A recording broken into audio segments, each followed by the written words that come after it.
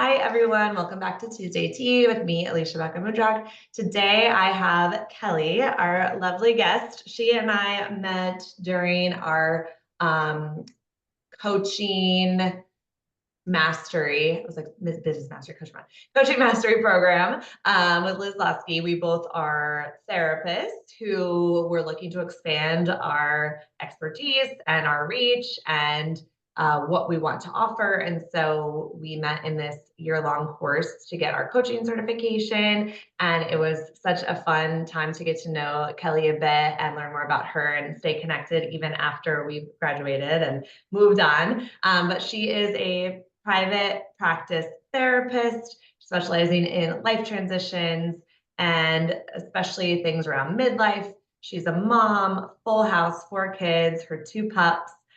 She loves to read, spend time outdoors, be with family and friends. And she also does confidence coach offers as well as that newer piece that she's adding on, but full of wisdom, lots of really great things that I know Kelly is going to be able to share with us today as we are getting into this topic of elevate, how to elevate different areas of our life. And really, we're going to start with mindset because I think it all comes from there. But I'm going to kind of turn it over and let her take it away of what that means to her, what wisdom and things she wants to share with us, and we'll go from there. So take it away, Kelly. Well, thank you so much for having me. I've been watching these and they're super fun, so I was super excited to be able to join.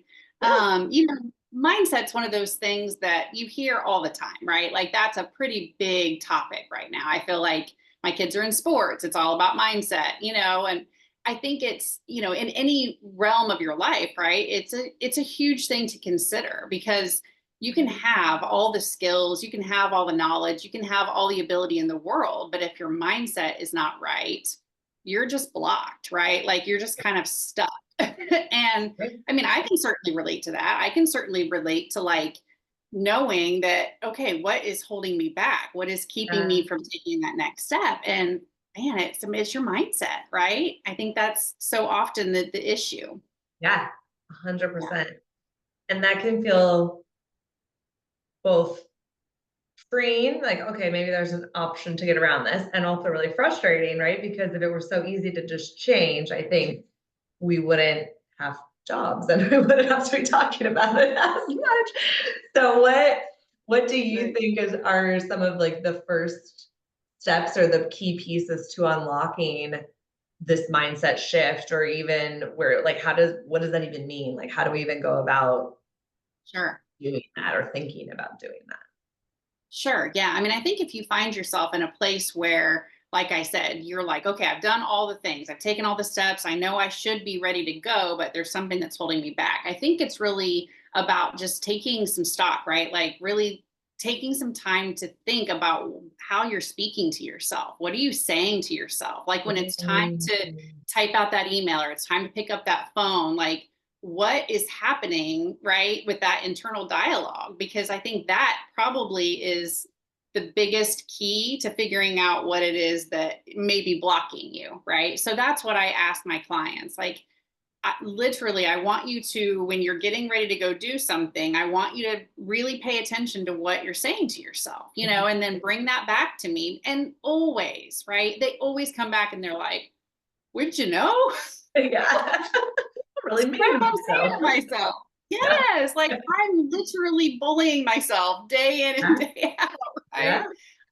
Yeah. And why is that? I don't know. I don't know why we all seem to have this, like, really self-limiting kind of what tape. Are you old enough to know what I mean by tape?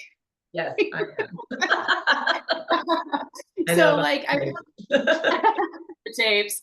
But yeah, I feel like we all have it to some degree, right? In different areas of life, right? We might feel super confident in this area, but then just like can't seem to kind of take that next step in another area, right? So I think it's really the first step is just about starting to recognize what that is. Like, what is it that's, that you're saying to yourself there?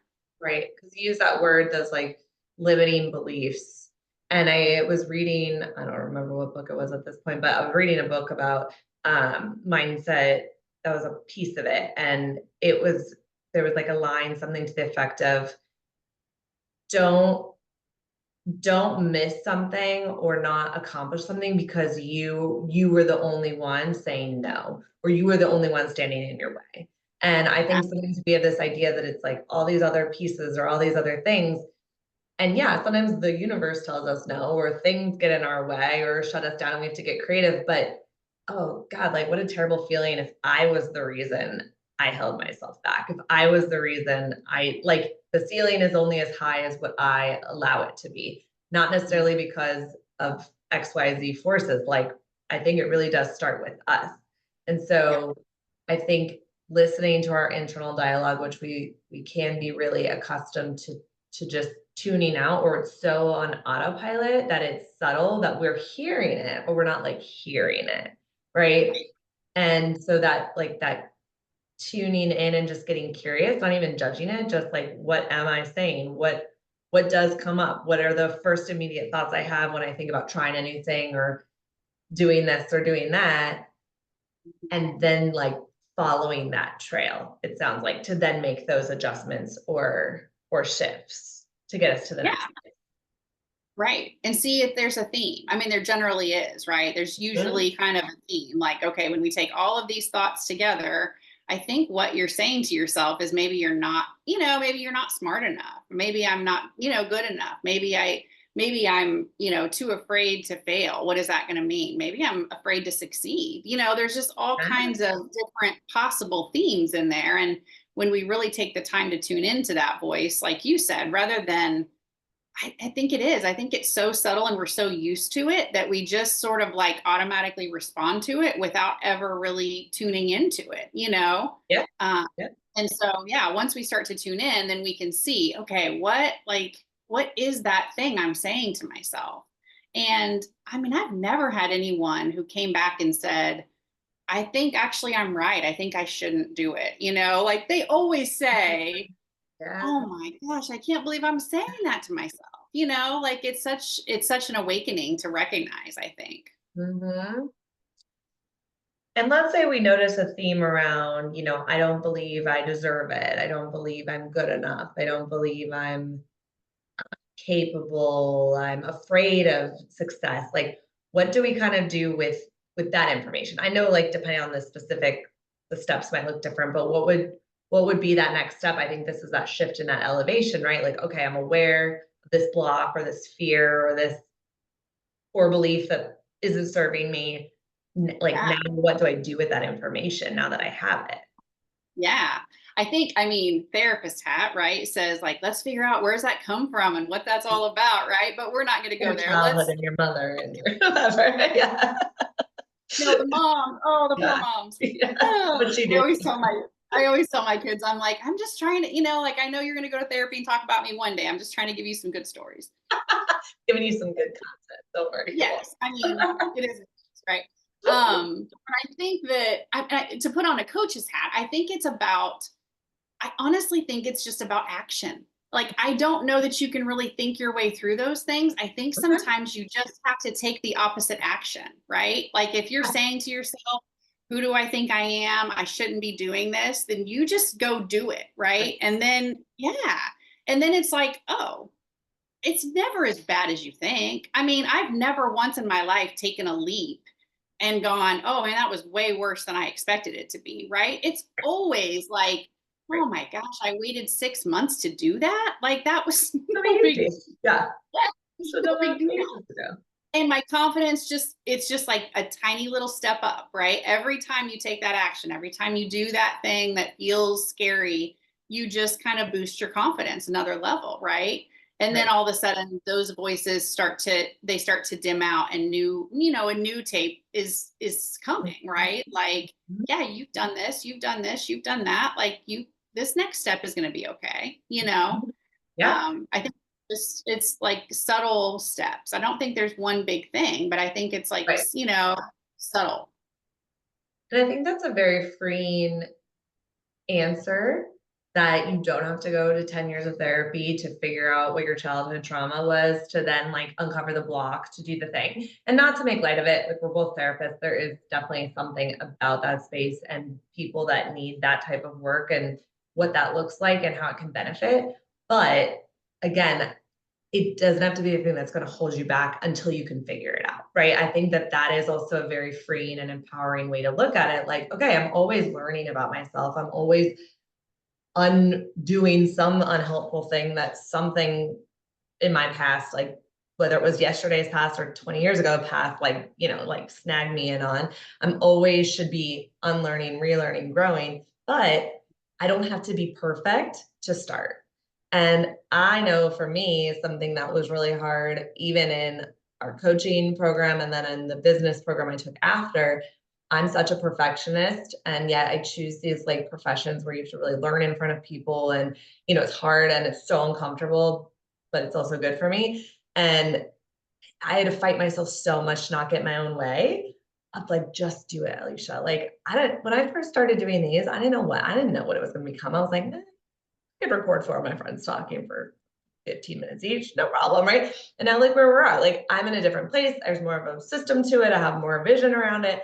But if I had never started, I would never know. And if I was waiting for it to be perfect or to like be the right thing, it would never have happened, right? And that is a limiting belief, even though it might look prettier and be in a nicer package and not feel as negative, but it's still limiting because nothing's perfect. There's never like the absolute, just like, this is the time that it has to happen and it can't happen any other time. Like the action piece, I think is important because we all get really paralyzed with inaction when we're overthinking, whether it's because we're being mean to ourselves, whether it's because we're waiting for like the right alignment of the stars and the moon and the this and the that, or whether we're just kind of like, oh, too overwhelmed to start.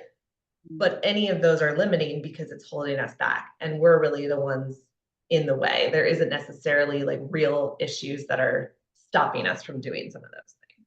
Sure, absolutely. Yeah. And I can remember hearing somebody, I think on a podcast, I'm sure, who said like maybe it was a kind of a beginning of the year thing and they were like, I'm just going to take this attitude of like what's the worst that could happen? Like, and Right. that's it, right? Like we're not talking about, I mean, I'm not detonating bombs. Like I'm talking about like you going on Instagram. I'm talking about, making a phone call. I'm talking about things that like what's the worst that can happen? I'm going to feel silly. It's not going to go perfectly. It's not going to, right? Like these are not, these are not major consequences. So, Right. okay, when I put that frame around it, then I'm like, okay, really like, let's bring this back down to reality. Like this is not the biggest thing ever. If it goes wrong, okay, then I guess what I learned from it. Right. And that's the other piece is like, we can't begin that growth and that learning until we start trying stuff. You got to figure out what doesn't work so that you can, get onto the right path. And the longer we just sit in mulling it around and thinking about it and, gosh, what about this? And all my options, the longer we do that, we're not learning anything. We're just, I mean, I'm just driving myself crazy. Yeah. Yeah. Yeah. Yeah, absolutely. Absolutely. So, I mean, that's, and I'm saying this, I'm not telling you I'm great at it. Like I have to remind myself, just take the action, just do it. Like it's something that it doesn't come easy to me. It doesn't come natural to me, but I have to, really have that mindset about it and remind myself when I get stuck, it's probably time to just do. And just in some past weeks, we were talking a lot around like living in alignment with our values. And this theme came up, which you kind of hit on a bit too, of when something really pushes that activation button, instead of drawing away from it or being afraid of it or being like threatened by it or defensive to it, it's like, let's go closer to it. Because usually when something really, really kicks up a big feeling in us, there's something there, right? And it's usually because we do need to run more towards it than farther away. Now, obviously, there are true times when something is just objectively unsafe. Like that's that unsafe feeling, like no. But the fear that's more about what if I fail? What if it's the wrong choice? What if I don't know enough about it? Things that feel threatening to us or things that feel unknown. And that's the stuff that I think to really elevate that mindset piece too is one, let's get out of the like box we're in. if you're comfortable, like, then what's up? Why are you not a little more uncomfortable? Like, comfort's fine, but like, then no growth, you're kind of stagnant.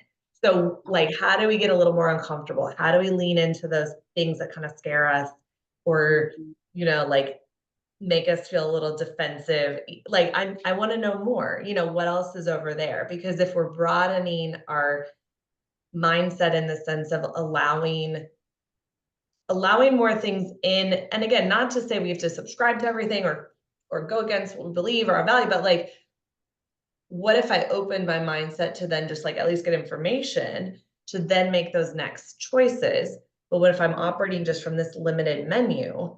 I'm missing really good things that could be there, that could add, not hurt, but I'm not even like wanting to look at them. So then I am much more like, this is as far as I can go, versus like, this is as much space as I have to like grow into or get curious about or really weed out or take those next Sure. kind of a thing. Sure. Absolutely. Well, don't you think that's true of, I'll just say this for me personally. Sometimes if I see someone doing something that's different, like that seems bolder or bigger, or, my first instinct is like, ooh, oh, I could never, you know what I Yep. mean? Like, Yep. oh my goodness, I can't believe they're, and so then it's like, wait, there you again, I could never, like, whoa, whoa, whoa. Why? Yeah. I mean, tell me more, right? So it's like, I think those are the things that for me can be very, I mean, like I joke, but that's my social media. I love to be on social media because I love to follow people who are doing things that feel so far out of my comfort zone, so that I can look and be like, ooh, like that's, but like you said, there is that I could either, I could attack that two different ways. I could go, who does she think she is? Or I could go, ooh, like, look at that. Let's see what she's doing and let's see if there's something I could learn here. And like you said, not everything is for me, but can there be something to be learned from most other people? I mean, I think so. Like, I've rarely encountered anyone who I haven't learned something from, right? So why Great. not have a really wide variety? Why not have a really, you know, eccentric crowd of people around you in that sense, so that you can go like, ooh, interesting. Let me see what I can learn from that, right? But I think oftentimes people are like, oh no, like that's, Yes. that's so whatever that I can't relate to that, right? Yes. One, out of just like self-preservation. Mhm. Two, out of our limiting fear that feels very real. So it feels like it's important to listen to. But a lot of times I think that reminder of feelings and thoughts are valid, but they're not necessarily facts and they're not like the gospel truth. So Yes. it's always taking things with that grain of salt, running it through multiple filters, sitting with things. We're gonna all have snap judgments because that's how we stay alive. That's like we need that to like literally stay present and safe and alive in the world. But it doesn't mean they always serve us, right? Like, my snap judgment might be like, who she thinks she is. And then I'm like, okay, let me think about that. Well, she's kind of badass and she's doing something that's really brave. And like, I have no idea how to even begin to do that, but I'm kind of like jealous of her. And that's information. Like, I don't have to hate her. I just have to be like, you go, girl. And then what do I want to, what do I want to do from there? Right? Like, maybe nothing, maybe just admire this skill set someone has I don't have. Or maybe, like they say, your envy leads you kind of where you actually want to go. Like, why am I feeling like envious? Why do I feel so like hating on her in this like petty way? Like, what can I take from that that's like telling me about something that I'm wanting or that I'm not listening to or that I'm not open to that has nothing to Yeah. do with Susan 45 over here, but like that I can like run in my own direction with. And that's like really good information. That's really rich. That helps me grow. And I'll give her a like or a share or whatever, like help Yeah. her to Yeah, absolutely. Yeah, because I mean, they're out there being brave and doing their thing, right? Whether it works for you, whether it's something you want to see on a regular basis or not, fine. But like, it is still brave to get out there, to put yourself out there in any kind of way. Is It takes a ton of courage. You know what I mean? And so I think whenever I see people who are, like I said, doing things a little differently, or maybe I don't necessarily feel like I relate to it, I still know I can learn from it. I still know that there's something of value there. And it's like what you were saying, if it makes me feel uncomfortable, that's my cue to lean in, not push right, away, you know? right. Yeah. So, I mean, I think that it all comes back then though to mindset, right? Because if I have a mindset that tells me that, oh, different is bad, or, I need to, be a certain way or whatever, then that's going to kind of really push away those opportunities to learn and to, really take from other people what their areas of strength are and to just better myself. Right. So it sounds like we're saying a fixed mindset, a closed mindset, that's where we get stuck in those limiting beliefs. That's where we get stuck in that much smaller box that we are putting ourselves in simply by just how we're thinking and viewing the world, or our own possibilities. And so it's more this fluid, broader, curious mindset. And like having that, even if you're 99 years old, like, how can I still be curious? How can I still be learning? How can I still be growing from others, right? Like that this never ends. And instead of it being a chore, I think it can be something really rich and beautiful if we allow the space for that, right? But I think unfortunately, and especially these days, it's very polarized in a lot of spaces, and that is such a miss for some like really cool things to happen, both collectively for growth and elevation, and then individually for that as well. And it's really hard to see us like miss or not using our best resources because of like really just like petty, like not helpful, like lack of evolution reasons, like just really base, like primal, like reactions that we're living out of that don't serve us ultimately. It helps if the tiger's coming after us, but that's about where it ends and starts. Like other than that, we don't need that like kind of knee jerk, like I'm gonna sit in this feeling and it is fact forever kind of thing. So yeah, no, I totally agree. I totally agree. And I don't know, I mean, I don't necessarily think that's just for women, but I think, women can be so can get so nervous around someone who, like touches on their insecurities, right? I think it just comes back to that, like, ooh, that kicks up my insecurity, that kicks up, and so maybe it's with age. It's with age, because I think 10 years ago, I don't know that you and I would have formed a friendship, because I would have been like, oh my gosh, she's smart, she's beautiful. She's like got the whole package, and I would have maybe felt like, oh, I don't know. I don't know that we really, can connect, right? Now I'm like, oh, she's smart, she's beautiful, she's the whole package. Like, yeah, like I totally want her in my life, right? But I kind of wonder if that, I don't know, just for me, is an age and a comfortability and becoming more comfortable with who you are, so that I've got something to offer in spaces too. It may not be the same thing, right? But we can complement, right? We don't have to match, complement. But gosh, when I work with women in their 20s and their 30s, I'm just like, oh, you could not pay me to go back. You could not pay me to go back to a time in my life where I was so insecure, where I just worried all the time about, like, am I fitting in? How am I perceived? And what do people think? And da da da da da da, all of that. Yeah. And I just like, I don't know. I mean, I guess it's just getting to a place where you're comfortable with who you are and accepting that not everybody, I'm not for everyone, right? Like nobody is. It's actually like nice. I don't want to be for everyone. That sounds exhausting. Yeah. I'm going to attract the right people. Like if I'm being intentional about the kind of way I'm showing up, then I'm going to attract the right people. And over time, that has shown to be true, so now I can feel like really comfortable. Yeah.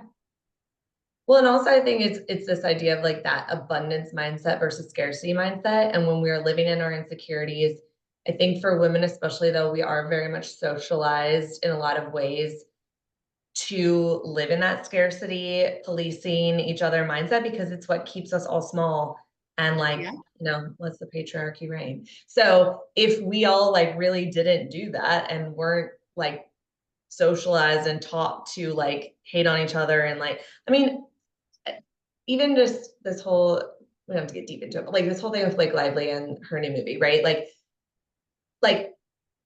there's a lot of gray, but at the end of the day, it reminds me of like what happened when Anne Hathaway and Jennifer Lawrence, and they won their Academy Awards. Then all this stuff came out about him. It's like, well, don't get too big. Let's pull you down. You have another person, people try to do it, Taylor Swift, her like little minions will not allow you to. So I don't know if anyone will ever be able to, but like anyone, any woman, especially who's too big and gets too like, too many things are going right and they're doing too much good stuff. Like gotta get in there and attack and like get back in your place, right? We do this to men as well on some level, but I think it really happens a lot to women. And I'm using them as examples because they're very big public women. I don't know them personally, but like we know things about them, and it feels threatening even on this like random Hollywood level. Like who really cares, right? So it's just, it is a very, even if you subscribe or don't subscribe to it, like we all participate on some level in it. And I think it is really getting out of that mindset of, well, why can't we, there's room at the top for all types of people. Like we can all do similar work because I'm me and I do it one way and you're you and you do it one way, and we all have different beauty and energy and things to offer. Like there isn't just one definition of any of those things, and we need lots of it to meet lots of different people, to meet lots of different needs, to like have lots of different perspectives. And instead of that being threatening, that abundance mindset encourages us to bring it all together and like look what we can do collectively again, versus it needing to be so individualized and like don't touch my thing, get off, don't copy me. Like everything's a copy Oh, at some point at this point in like the day and age, you know. So there's way too much. Yeah, there's way too much out there. Like, yeah, and I think you're 100% right. I think, but I'd be lying if I said that wasn't my kind of knee jerk response sometimes. Like my knee same. jerk response is a little bit like, oh, and then I just, but I know myself well enough now to catch that and be like, you know what?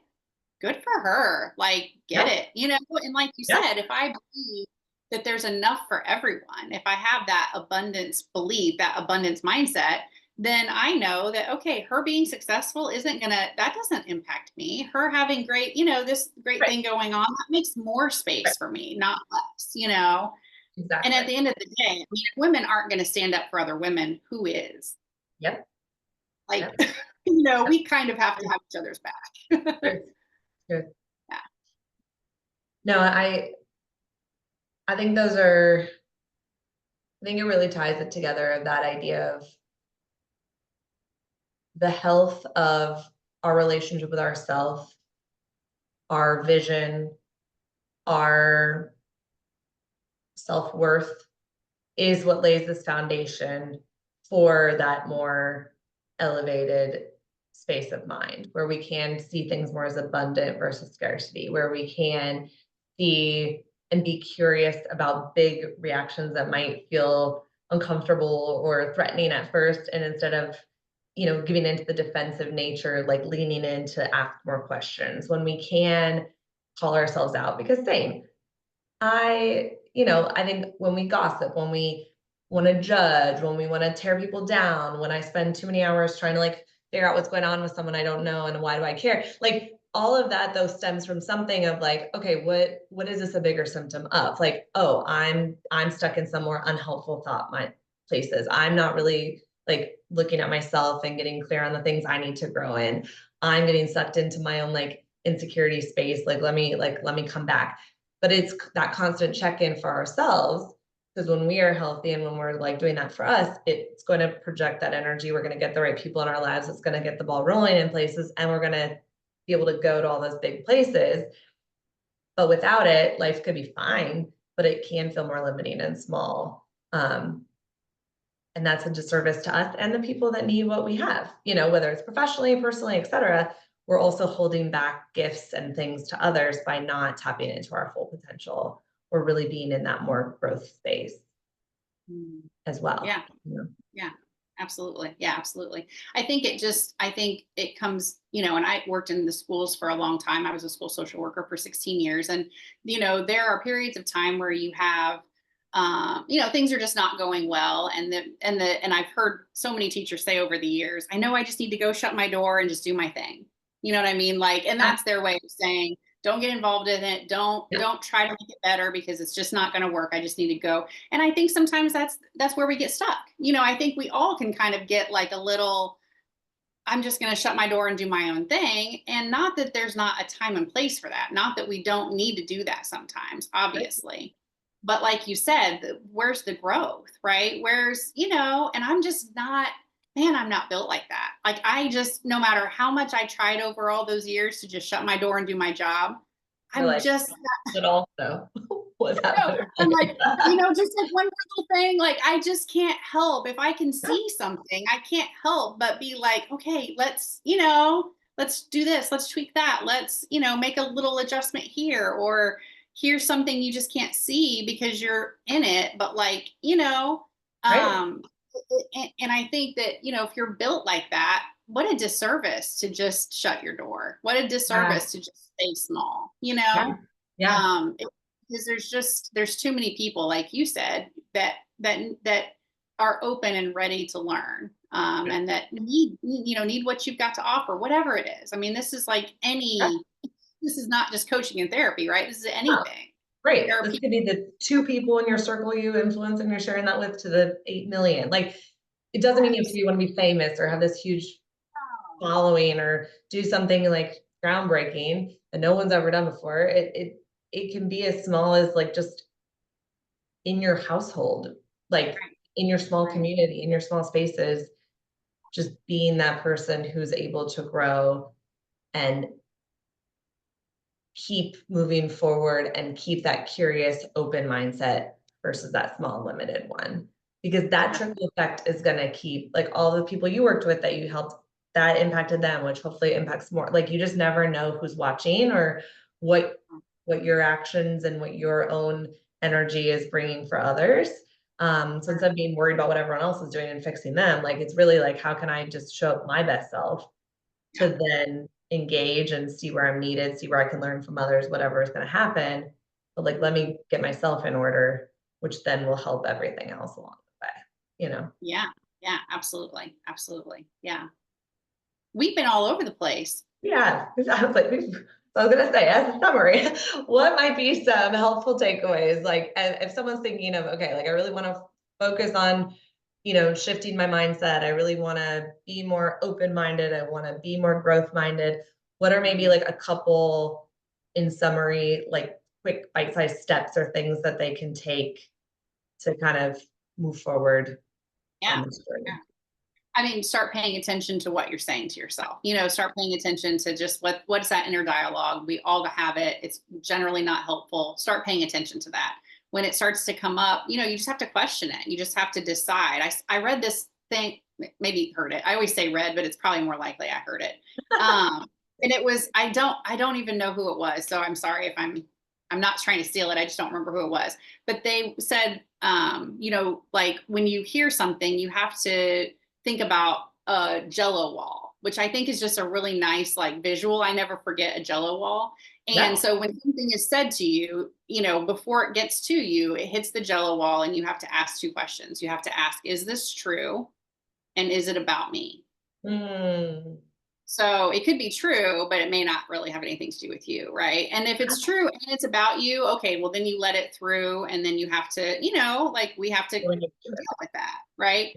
And I think, I mean, obviously we sometimes have people in our lives who are like, kind of hitting us hard, but a lot of times this is internal. Like I think I have to use a Jello wall with myself. Like, is Ah, this true? Is it about me? Right? And then, ah, and then, then the best advice, I mean, I ever got is learning to talk to yourself like you talk to a friend, right? Like you would never speak to a friend the way that you're talking to yourself in your head, right? And so when you get stuck and you're just like, oh, I'm down on myself, I'm just, I'm kind of beating myself up, you have to take yourself out of it, and you have to say, how would I talk to a friend in this moment? Because most of us are amazing girlfriends. Like most of us ah, yeah. can build each other up all day long. And sometimes you just have to kind of remove yourself enough to kind of have a different perspective, right? Great. And so that to me is super helpful. And like we all would be our best friends, best cheerleader, right? We would all be right there, like you got this, you can do this. Let's. Yeah.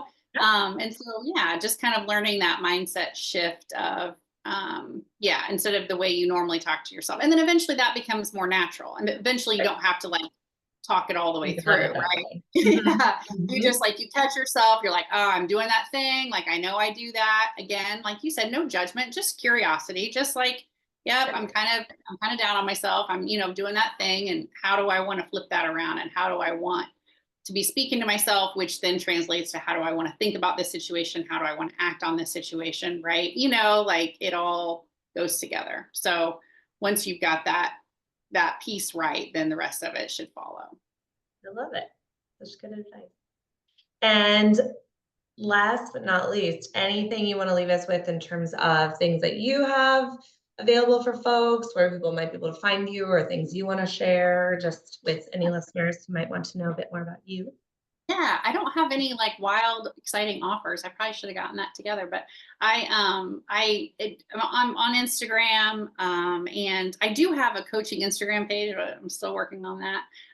So if you're interested, obviously in whatever service, it's probably just easiest to just reach out to me by email, or you can DM me through Instagram or whatever. And I'm also very happy to get you in touch with someone else. Like it makes me very happy to connect people who are really good. I had a friend just reach out recently and was looking for a coach for something specific, and I was like, "Ooh, I think like." Yeah, So it doesn't yeah. have to be, but if you've got something in mind that you're looking for, I'm happy to connect. Awesome. I love it. Well, thank you so much for being here today. What a great conversation. And I will see the rest of you all next week, and have a good rest of your afternoon.